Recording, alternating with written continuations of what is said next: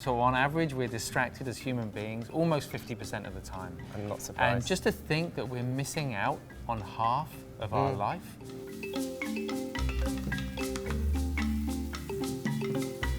Hi guys, it's Tom here. Welcome back to my channel. Yesterday was the first goal of movement for my new book, Tom's Daily Goals. And today I am in sunny Santa Monica, California in LA, and I am at Headspace HQ.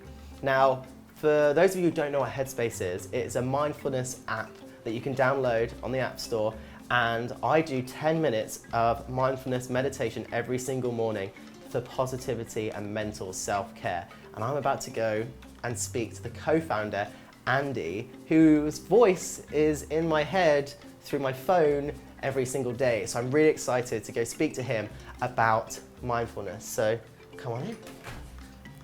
Oh, I need to ring the reception. Once we buzz the reception, we'll actually get in, so.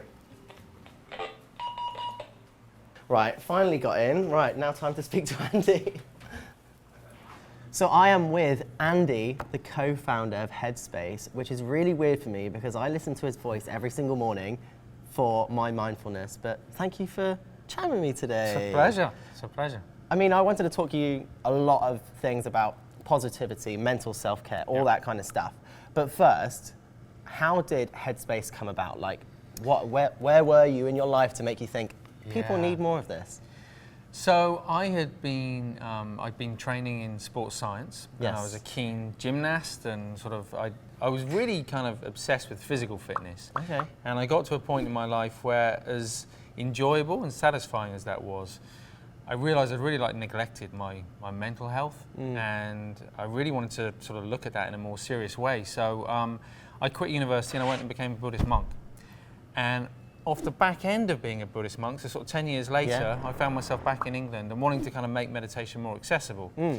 And I met the co-founder, my good friend, Rich Pearson, and we got together and we started to look at, okay, so what would it look like to demystify meditation and to make it more accessible? And that was the beginning of Headspace, about 10 years ago now. Wow, because I know when somebody recommended that I do some kind of mindfulness and meditation, I know lots of people back at home watching will think, well, does it really work? Like, how am I going to sit down for 10 minutes and think about nothing? And it's like, and I remember going from 2012 and having all that pressure on me, and then going into 2016 where I had even more pressure, and I knew that I had to find a way to be able to manage all that kind of stuff.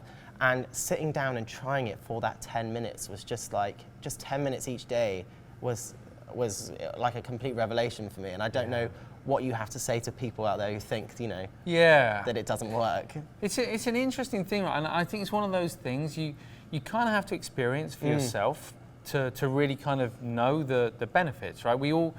We like the idea of having a calmer mind, of having a clearer mind, of being less reactive, of being less distracted, and yet often we just talk about it, or we read about it, and we get inspired, but we don't actually take the next step to sit down and to try it, right? Yeah. And for me, it's like having a really nice glass of wine or a piece of chocolate or something. Like, it doesn't matter what someone else has to say about it. That's not even close to the experience of it. So the best way to know meditation is to actually give it a go. I mean, and it does feel really good. And I think, especially with people that have such busy lives and like going to work, going to school, going to uni, whatever it may be, you think, oh, I don't have time, like there's no way I can do that. But just like there's so many little things you can do, right? Like what would you say to someone who feels that they don't have the time, and why it's so important? Well, I think to begin with, just prioritizing the health of the mind. I think we all understand that it's really important to look after our physical health. Maybe we do some physical exercise, maybe we try and eat the right foods, but we don't necessarily think about how we're gonna look after our mind, and yet our entire experience of life is based on our perception and how we experience life. So I think that's really important. I think also to forget any idea of needing to sit cross-legged on the floor. You can do this lying down or sat on a chair. Forget any idea of needing to put an hour aside. You can do this in 3 minutes, 5 minutes, 10 minutes. So even within the app, when you come to it, we suggest that people start little and often. Just start with 3 minutes a day, and we all have 3 minutes in our day. And if we can't find 3 minutes in our day, then we probably kind of have some bigger questions to address. Yeah, I mean, what I found with my mindfulness Headspace journey, if you like, is that initially I found it quite difficult. Like I thought sitting down, you know, just switching off, like, oh yeah, this will be easy. And I found myself then noticing how much I was thinking and how, you know, I love the analogy of, you know, all the, you know, cars and the traffic that's busy in your mind, and you have to get above all that to be just peaceful. But I think in addition to that, lots of people will say, I don't have time, there's no way I can sit down for 3 minutes, 5 minutes, 10 minutes, whatever it is.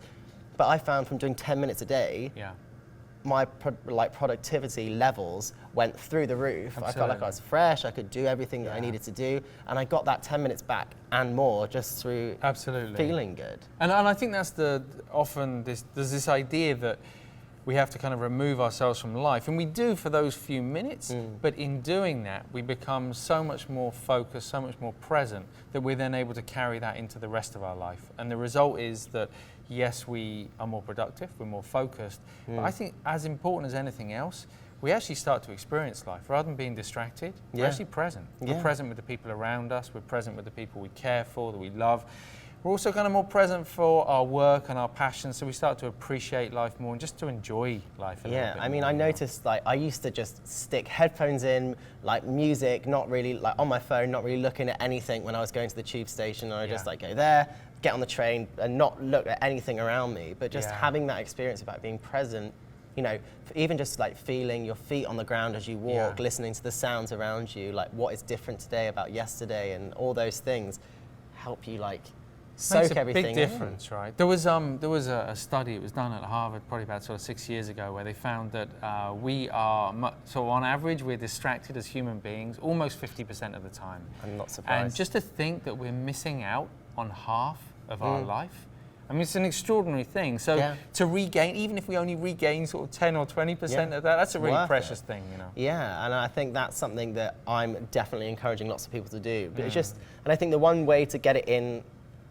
comfortably is creating that routine of getting up in the morning. The first thing I do is do some kind of, just if it's like 2 minutes of stretching, just to kind of like wake the body up, and then sit down, and even before you've had breakfast, just sit down and 10 minutes with yourself, just to help clear everything and set yourself on a good It makes a big difference. A lot of people say sort of what's the best time, and it's important to say you should be flexible and find the right time for you, but I do think there's something about doing it first thing in the morning. I think you wake up, one, it gets done, so it doesn't just go on the to-do list and slide down towards the end of the day, but you feel fresher, and you also, I remember someone writing in saying, the meditation's been really helpful, but what I like about it most is that on the mornings I meditate, I make better decisions throughout the day. Yeah. I'm more likely to go and do some physical exercise. I'm more likely to choose foods that are better for me. I'm more likely to be kind to the people around me. And for me, that's the real benefit of meditation. Yeah. There's a relaxation element, but there's also kind of the difference it makes in the rest of our life. Definitely, and I think having that positive outlook is something that we need a lot more of, I'd say, in lots of people, because when as soon as you go into that negative spiral, it can be really hard to get out of it. And I think having the techniques to be able to, my old coach used to call it the downward spiral, and I needed to learn to be like Peter Pan and fly again. Right. And that was something that with Headspace and mindfulness really helped me be able to get back up into that space. That's great, because I think we all, the truth is we all have a mind. Yeah.